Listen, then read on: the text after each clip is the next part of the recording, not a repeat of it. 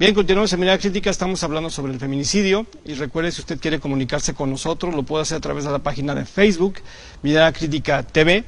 Ahí, además de dejarnos sus datos, puede encontrar videos de programas anteriores, se puede dejar comentarios y con gusto los atenderemos. Bueno, continuamos con Sandra Marín. Sandra, quería preguntarte, tú como estudiante, pues tú estás constantemente con compañeros, compañeras, ¿cómo se siente el ambiente de inseguridad ahora a raíz de tanto feminicidio?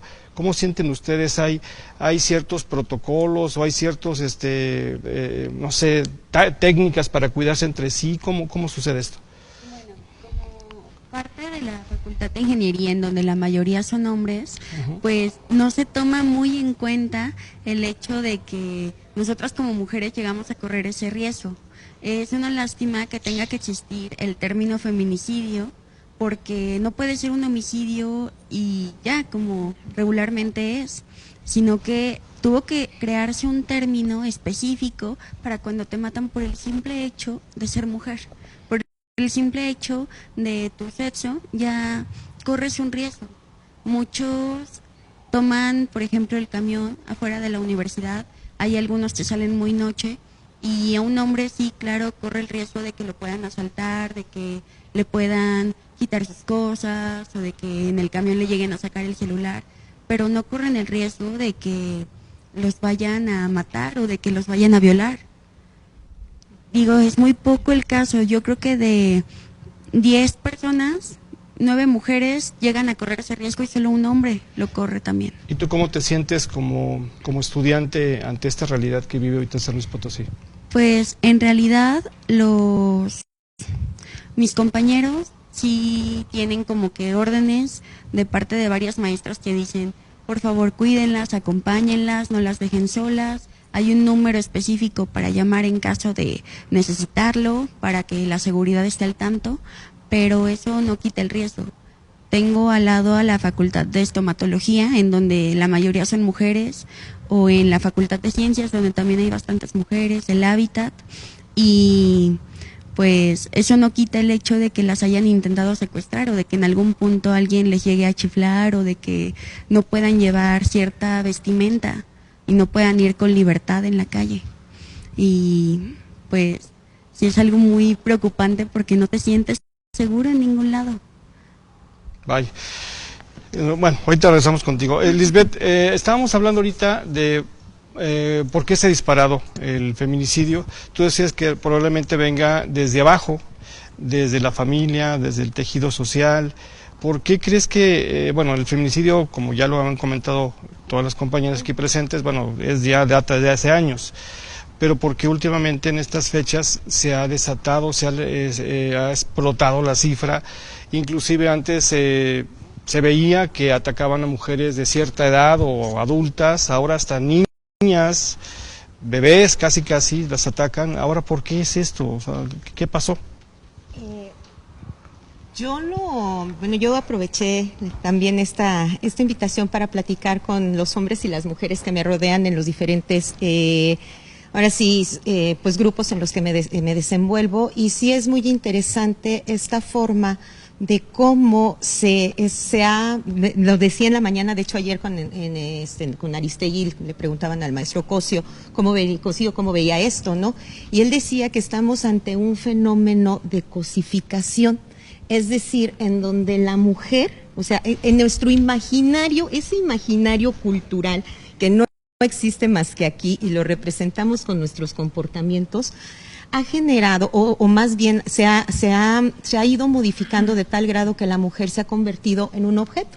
Entonces, como es un objeto, ya se convirtió en una cosa, entonces tiene propietario. Entonces, al ser propietario, yo puedo hacer con ella lo que quiera y la puedo desechar cuando yo quiera, ¿no? Entonces, esto yo lo atribuyo, que por eso es bien interesante este caso de Fátima. Y lo comentaba con mis alumnos, yo lo veo en tres sentidos, ¿no? Estamos viendo una situación donde estamos viendo tres mujeres de diferentes generaciones, ¿no? Y de alguna manera violentadas de diferentes formas, ¿no? O no sé si, bueno, la palabra esté bien utilizada, ¿no? De que están o sufren violencia, porque tienes a la tía y es una tía de 54 años que si tú ves las condiciones sociales, las condiciones en las que vive, sí está en una situación de, pues sí, de pobreza, ¿no? Y ves a, que se llama Giovanna, ¿verdad? La que la roba, la que la secuestra, y atada a un imaginario de un hombre en donde tengo que llevarle esto porque ya me amenazó con hacerle algo a mis hijas, sí, pero también lo tengo que hacer porque, o sea, también ahí vemos un tipo de violencia psicológica, y yo creo que la forma en la que asesinan y desechan a Fátima es como ver el presente, ni siquiera el futuro, el presente próximo, inmediato, de cómo esta idea y esta imagen que tenemos de la mujer como un objeto, como una cosa, pues se encrudeció, y ya, o sea, ya para que haya esta forma de violencia hacia Fátima, y todavía le sumamos diversos casos que hemos conocido por las redes sociales más que por los medios de televisión. Este caso de un chico de 17 años que viola a su niña de 11 meses, y entonces tú dices, o sea, ¿dónde estamos perdiendo el imaginario? O sea, ¿dónde estamos perdiendo esta construcción? Entonces, yo sí creo que es bien importante trabajar desde abajo, ¿no? ¿Cómo lo estamos hablando con nuestras hijas? ¿Cómo lo están hablando con sus hijos? ¿Cómo lo están hablando con los hombres que los rodean, no? Entonces yo creo que este llamado de atención, por eso digo, debe de impactarnos en lo más profundo, o sea, y llegar al nivel de decir y de voltearnos a ver a nosotras mismas, ¿cómo me estoy construyendo dentro de ese imaginario a mí misma? ¿Cómo me estoy construyendo ante las demás mujeres que me rodean? Y cómo me estoy construyendo y definiendo ante los hombres que también me están rodeando, ¿no? Entonces yo creo que esa parte como que debe de ir en ese punto de esos imaginarios, hablarlo, y ahí es donde está la transformación del comportamiento. Hay que transformar el comportamiento, el imaginario para llevarlo al comportamiento, después a la pauta, a la institucionalización, desde abajo. Eso sería como que mi postura ante Caro, eso, ¿no? ibas a comentar algo, sí. Pues vamos si quieres, Caro, vamos después con Vero. Bueno, para no ocupar mucho tiempo, No. Platicando con algunas académicas, una de ellas, Alicia Elena Pérez Duarte de la UNAM, hablaba de que ya sabemos que el momento más peligroso para una mujer que vive violencia es cuando decide terminar ese círculo de violencia, ¿no? Cuando decide denunciar, separarse, cambiar la chapa de la puerta, ¿no? Alguna situación. Eso mismo está sucediendo a nivel social, ¿no? Las mujeres están diciendo, ya basta, ya no más, no queremos violencia, ni una más, hay marchas, hay manifestaciones en redes, y la reacción entonces de la contraparte es, pues ahora la seguimos asesinando y con más violencia, ¿no? Eso por un lado. El otro creo que es muy importante, por lo que decía Lisbeth, es también el cambio de enfoque, ¿no? Hemos volcado mucho el tema de la prevención en las mujeres, y sí, o sea, las mujeres tienen que saber a dónde denunciar, cuándo están viviendo violencia, etcétera.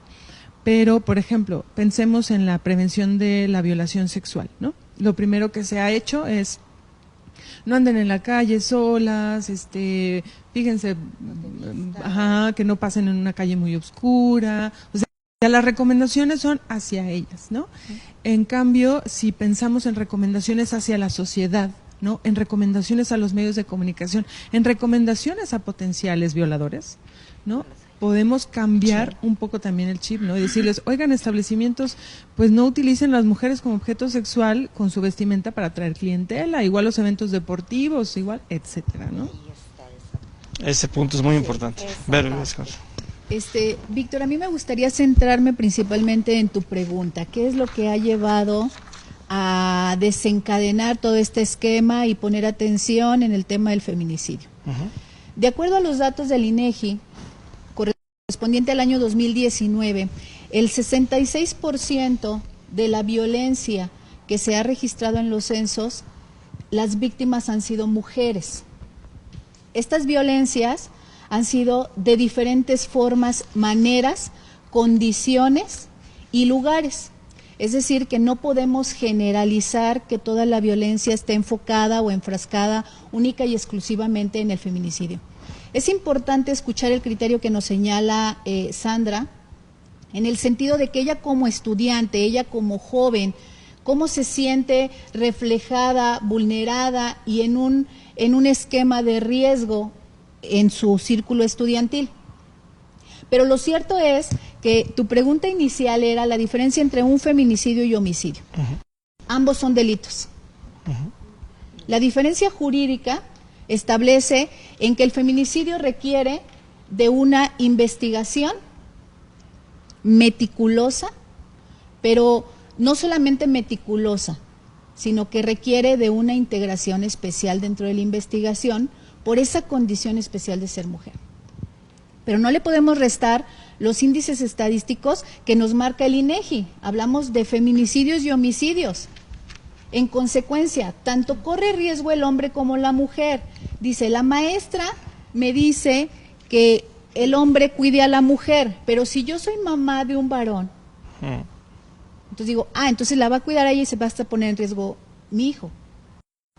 Entonces, estos esquemas en materia de delitos se establece que todas las personas podemos estar en riesgo y entonces ahí es donde es importante establecer las políticas criminales, políticas públicas en materia de seguridad y políticas públicas en materia de prevención.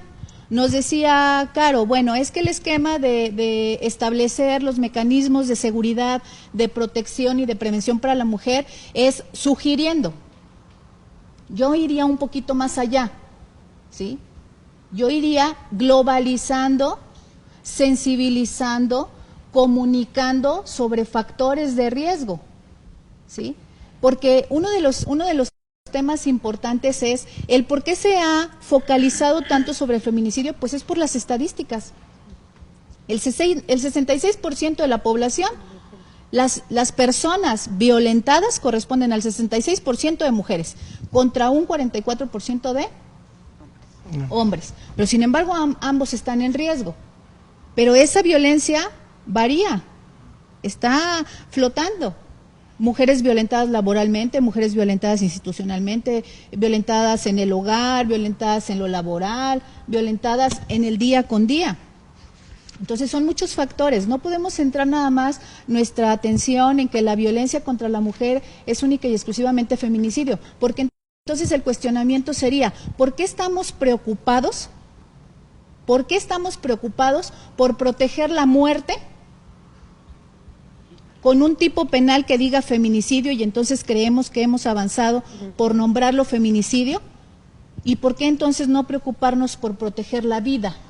Sería más importante. Y entonces estaríamos hablando de políticas públicas a prevenir todo tipo de violencia. Porque entonces nos decía Caro, bueno, es que el feminicida puede venir por un factor económico, sexual, y que el mayor es sexual. Sí, pero entonces me estoy preocupando por proteger la muerte. Pero, ¿qué voy a hacer para proteger la vida de la mujer? Y eso es lo que en este momento nos preocupa, proteger la vida de la mujer. Su integridad, su persona, su ser, su condición de ser mujer, porque las estadísticas marcan que el 66% son mujeres violentadas. ¿Sí? Y la legislación va acorde a eso, porque a veces las mujeres ponen denuncia y la gente y las autoridades pues no les creen o dicen es que no, pues no se ven golpes visibles o... Bueno, en materia de procuración de justicia podemos tener varios enfoques. Los hechos conocidos, sabidos, denunciados y los no denunciados. Ajá. Ok, de esos denunciados, ¿cuántas personas verdaderamente le han dado ese tratamiento integral para poder integrar esa investigación de la manera más idónea? Pero también tenemos de las que durante el proceso no llevan esa asistencia integral para poder reestructurar esa integridad personal. ¿Qué mujeres están preparadas no solamente para retirarse de esa violencia y seguir un procedimiento? ¿Verdaderamente las instituciones podremos estar haciendo ese acompañamiento debido, esa asistencia legal, jurídica, psicológica, de asistencia social? ¿Verdaderamente podemos trabajar de manera conjunta para fortalecer? Y entonces hablamos del tema del empoderamiento de la mujer, que no se trata de fuerza con fuerza, porque al hablar de empoderamiento de la mujer no es llevar a la mujer a pelear con el hombre, ¿sí? Es un esquema de decirle a la mujer que hay muchos esquemas que nosotros debemos de prevenir bajo la conciencia de que buscamos la igualdad en cuanto a la actividad, en cuanto a la conducta, en cuanto al ser, en cuanto a la esencia del ser humano, ¿sí? Del ser humano. Porque entonces, en cuestiones homicidios y feminicidios, tenemos el mismo riesgo. El mismo riesgo, puede morir un hombre con tanta hazaña, puede morir un hombre y también ser atacado sexualmente, pues estamos en igualdad de condiciones, sí, pero las estadísticas marcan que de momento las mujeres son más violentadas. Muy, así es. Bueno, vamos a una pausa y continuamos, regresamos en Mirada Crítica.